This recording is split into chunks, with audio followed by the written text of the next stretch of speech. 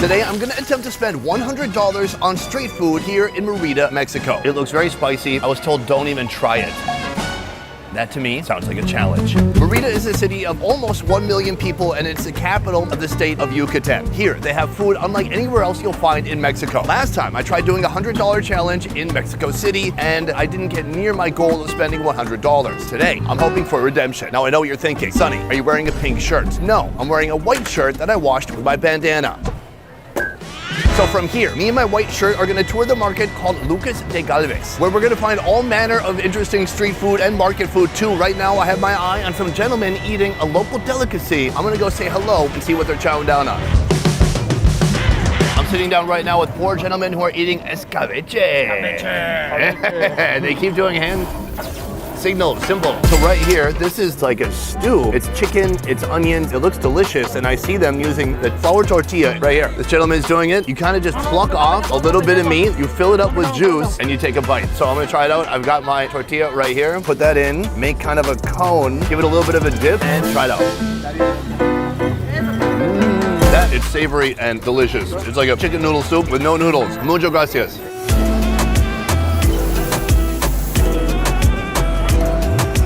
All right, we've come inside the market. The smells in here are incredible. There's people selling wares and products and produce of all kinds. Behind me, a meat called cochinita.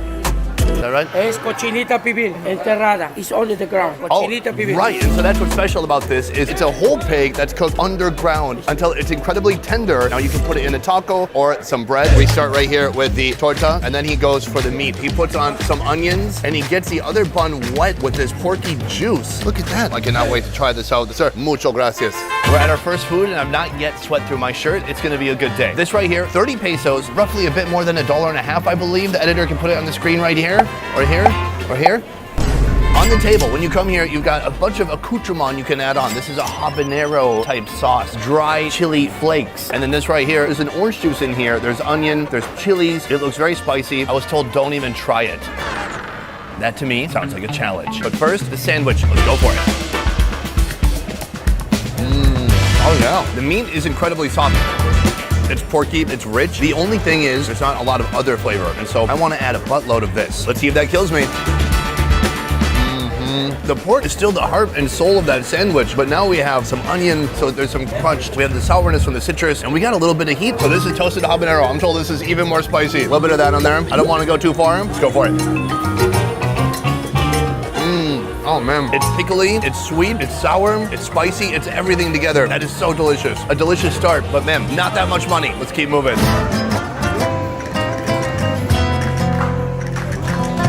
We've come to our second location behind me right here, a place called Chicharroneria. Sounds like what you get if you eat too much pork. This is unique because chicharron is like the fried pork skin. But as far as I understand, they're calling all of this chicharron. This is intestines, we've got ear, we've got liver, we've got pork belly. It's all fried. Let's meet the man behind the pork and try out some chicharron. We've got Romam right here. He's gonna give us the complete grab bag. It starts here with classic chicharron. Now here, that is pork intestine. That is beautiful. Here, that's a pig ear. He's gonna slice some of that off. And that is a little piece of liver. Right here, that is just some fried pork fat. He's gonna weigh it up on the scale. Sir, Romam, could I have one whole intestine? Gracias. I wanna show you the, oh wow, that's more than I expected, but that's okay. He's gonna wrap that up for us and that is ready to eat. I had to get this to show it to you because it's such a unique looking preparation. That is pork intestine that's been fried like heck. It is a glorious creation. Right here, he's giving me kind of the cut up version. Let's try it out. Oh, really salty, like a potato chip. Insanely crispy, not gamey whatsoever. Pure oiliness. That's like drinking food right there. Now, if you didn't think that's enough, as far as fat and oiliness, here it looks like they just have pieces of fat that they've actually fried up. Oh yeah, it's really yummy. It's so crispy and delicious. A bit rich and oily though. Here, this is the liver. Let's get a little taste of liver. Cold, pasty. It tastes like it's been dried out on the outside. Not my favorite. See, that's how you know I'm not a liar. That was not very good. Here, the chicharron. Chicharron in Mexico is like Pringles to dudes in the Midwest. It's everywhere. People love it. Crunchy, satisfying, porky, very heavy. My favorite from here by far, right here. This is like chicharron, but with more personality. It's got different levels of crunch to it. So next time you're at a market and you see something like this, don't question it. Just open your mouth and hope something good happens. And close your eyes too. It's your life. Take your own chances.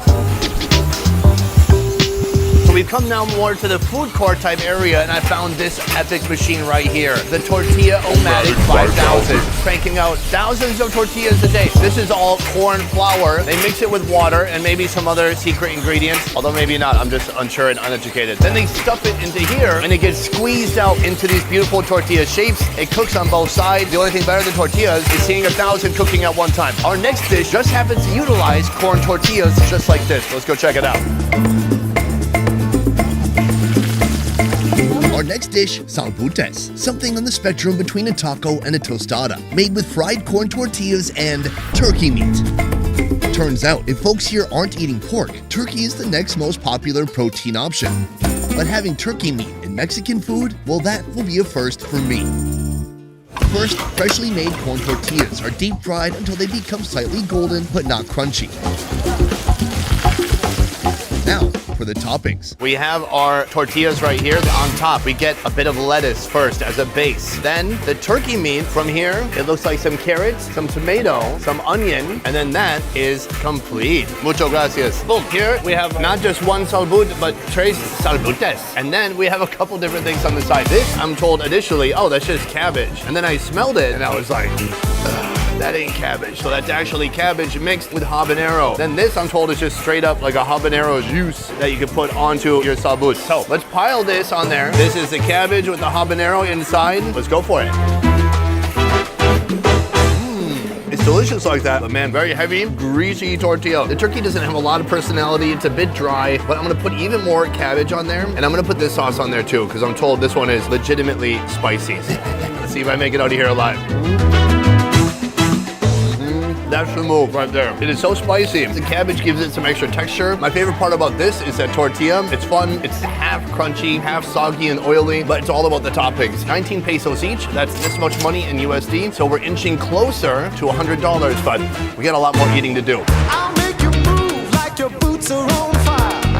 Boom, we come to the next station. Is this dessert? Is it food? Is it a snack? It's hard to say. First of all, we have the base product right here. This is cassava. Locally, you might hear it called yuca. Here, they're doing something special. They are candying the yuca.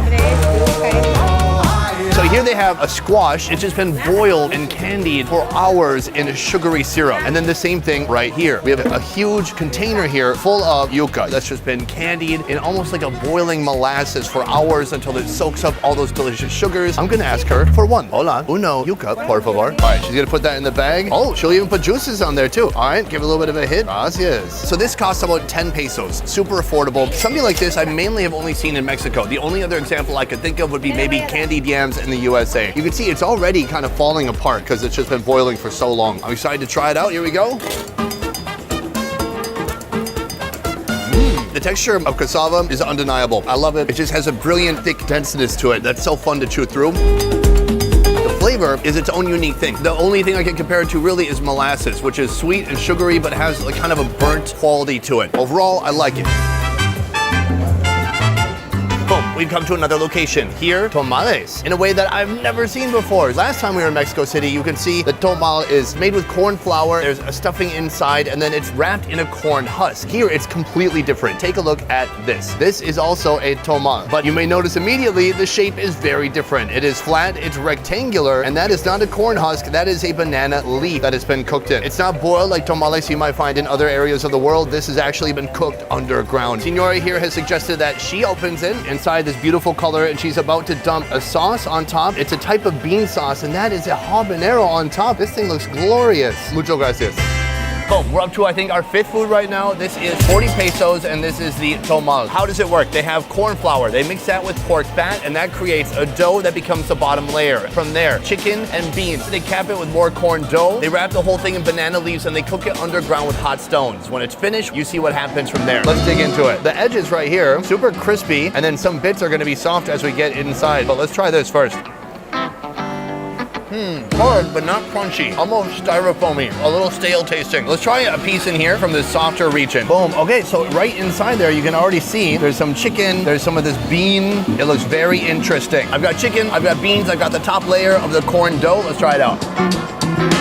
Better texture, not so dry, a little bit more wet. Overall, it just tastes kind of like corn and beans. This is one of those dishes I think you grow up with. It's like Christmas or Thanksgiving stuffing or cranberry sauce. It's something you probably don't eat every day. Now on to the next food. We have come to the seafood portion of this market, and here they have every kind of seafood you can imagine, plus their own kind of food court specializing in seafood dishes like ceviche. They've got shrimp cocktail, and they've got seafood that you can put into sandwiches and into tacos too. So let's take a look at what they got. Oh my God, come take a look. A whole shark head. Can you do a shark voice? Hola, señorita. Right here we have just the teeth, and yet all of them are immaculate. It must have had braces. I'm pretty impressed with how many sharks are here in general. Take a look at this shark. That is another shark. Now, I know what you're thinking. Oh, could you possibly make a shark into a taco? Listen, my men, and also 20% ladies, we're in Mexico. Literally anything with protein can become a taco. A taco is just a way of life. Shark? Yes, absolutely. Nice looking octopuses right here. By the way, I'm told the baby shark is put inside of empanadas. So, could be tacos too, though. Ah, why did I study German in high school and not Spanish? This kind lady is trying to speak to me, and I'm like, ich heiße Wilhelm? How about that? All right, this is the seafood. Let's go check out the food court where they're actually serving this stuff up in a palatable way. Right here we have the seafood court with many options and places to go, including this one right here. Hola. Hola. Here, seafood in jars. We have shrimp, we have other shrimp, we have snails, we have octopus, we have other snails, and we have oysters. Right now I'm gonna order a cocktail in one of these huge cups right here. Cocktail grande, por favor. Boom, it starts with this. That goes in our giant cocktail glass. Then we have onion and cilantro going in next. Sal, Pimienta. and pepper. So then they put what's kind of like a Mexican soy sauce and then an olive oil on there next. Boom, right here, that is not Thai, that is salsa, a lot of salsa. She's gonna give it a little bit of a mix, limon, give it a bit of a squeeze, and that is ready to go. We have our cocktail, and it looks like they have another drink or food, it's hard to tell. Gracias. Oh, that is like salsa and oysters, I think. Oh yeah, those are little bitty oysters. It looks like a little fetus, to be honest. Mmm, stem cells. Kind of sweet and tart, very watery, and then they've got some slimy oysters inside, but it tastes pretty good. I wish I could add that to our bill, but I think that was a gift. This right here, however, costs 130 pesos. That is massive. So the sauce is a mix of tomato, orange juice, and the tamarind is coming through very strong. I'm gonna try this out. Take a look at that. Piles of shrimp, onions, beautiful green fresh cilantro draped on top. Oh yeah, outstanding. I taste a little bit of the orange juice, a little bit of citrus, a little acid from the tomato, but it's very tamarindy, so it's nice and sweet.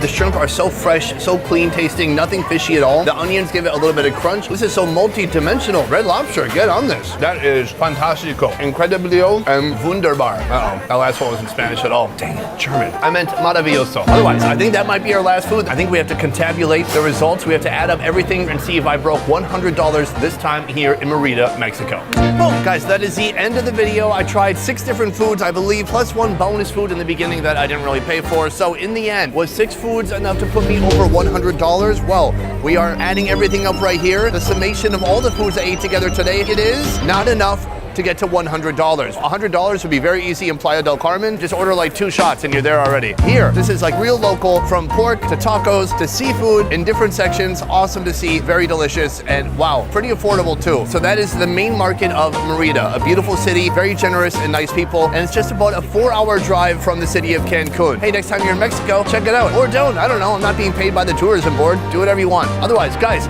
that's it for this one. Thank you so much for watching. I will see you next time. Peace. All right, I'm gonna get a pizza now. Or a burger. Ooh, or a taco. Wait, a taco. Yes, a taco.